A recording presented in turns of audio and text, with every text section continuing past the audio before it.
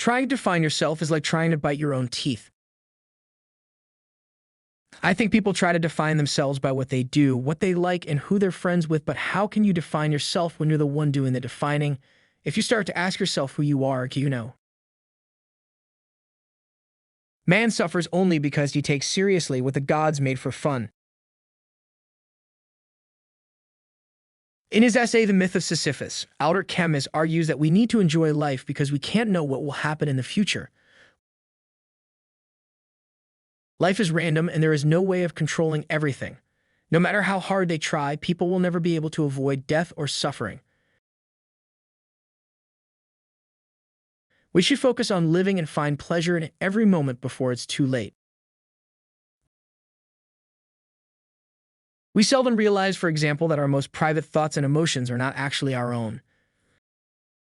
For we think in terms of languages and images which we did not invent, but which were given to us by our society.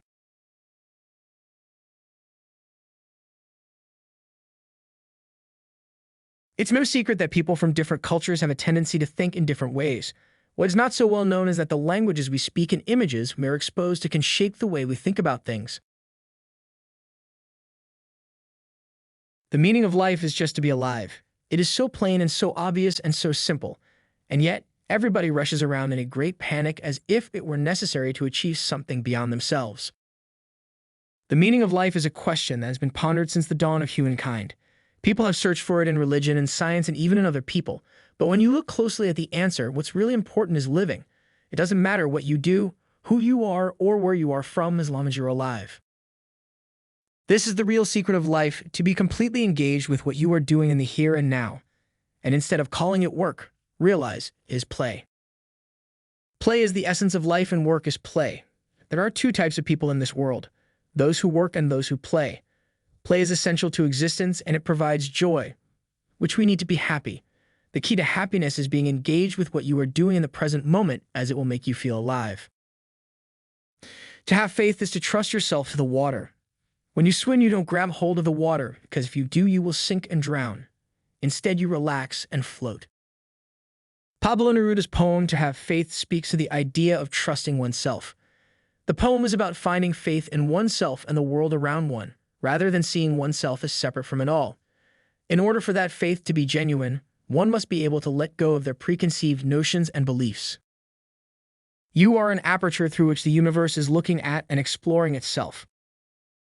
In The World as I See It, Albert Einstein tells the reader that they are a succession of natural lots in a complex world. He says that a man's consciousness is part of this whole universe, which exists objectively and independently from him. This means that our thoughts are not just our own, but also the thoughts of the universe. We are an aperture through which the entire universe. Through our eyes, the universe is perceiving itself. Through our ears, the universe is listening to its harmonies. We are the witnesses through which the universe becomes conscious of its glory, of its magnificence. The universe is a beautiful and mysterious entity. It is an all-encompassing space expanding in every direction. In a sense, the universe is made up of everything that manifests itself through our five senses: sight, hearing, taste, touch, and smell. The universe manifests itself through us as we come to understand the world around us and its connection to our own being. I have realized that the past and future are real illusions, that they exist in the present, which is what there is and all there is. The future and past are illusions. We cannot know the future or what has been because they do not exist. There is only now, which is all there is. The awareness that we have of now is a product of the brain's ability to create thoughts and ideas from the world around us, to invent and imagine things that are not really there. The art of living is neither careless drifting on the one hand nor fearful clinging to the past on the other. It consists in being sensitive to each moment, in regarding it as utterly new and unique, in having the mind open and wholly receptive. The art of living is a tricky business. It's not enough to live carelessly, drifting on the one hand, or to cling fearful and miserably to the past on the other. We must be sensitive to each moment and regard it as new, unique, and unrepeatable. Things are as they are. Looking out into the universe at night, we make no comparisons between right and wrong stars, nor between well and badly arranged constellations. This quote from Carl Sagan reminds us of the importance of accepting things for what they are, and not seeking to impose our own moral codes on them. We must acknowledge that different perspectives arise from different backgrounds and cultures, which means that two people may interpret the same occurrence or event in completely different ways.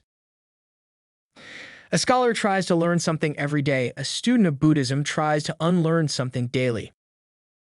Buddhism is the study of the human condition. One of the most important aspects to Buddhism is understanding that people are complex and imperfect. If a scholar tries to learn something every day, they are constantly trying to better themselves. A student of Buddhism instead tries to unlearn something each day, freeing themselves from the knowledge and limitations they've imposed upon themselves. When we attempt to exercise power or control over someone else, we cannot avoid giving that person the very same power or control over us. It's often not until a situation escalates and someone is provoked that they realize this.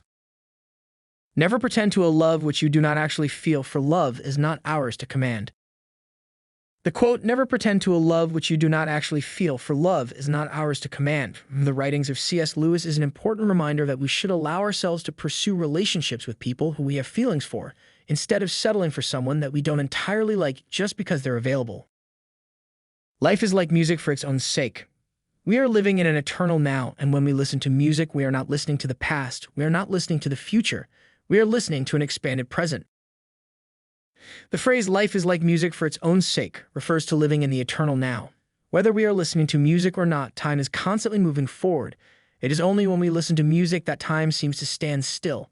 When we listen, we are not listening to the past or the future, but rather an expanded present moment created by the experience of sound and silence.